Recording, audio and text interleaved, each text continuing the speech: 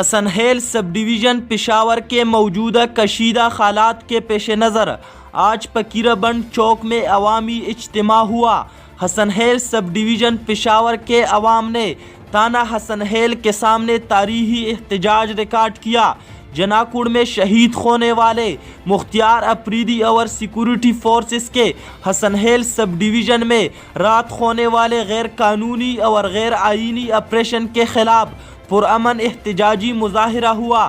یاد رہے کہ گزشتہ کئی دنوں سے حسن ہیل سب ڈویژن پشاور میں آپریشنز جاری ہے، جس کی وجہ سے چوروں، ڈکیتوں اور شرپسند عناصر نے غلط فائدہ اٹھا کر خود کو سیکورٹی اہلکار ظاہر کر کے گھروں کی لوٹ مار، چوری، ڈکیتی اور وحشت پھیلانے میں مصروف ہے۔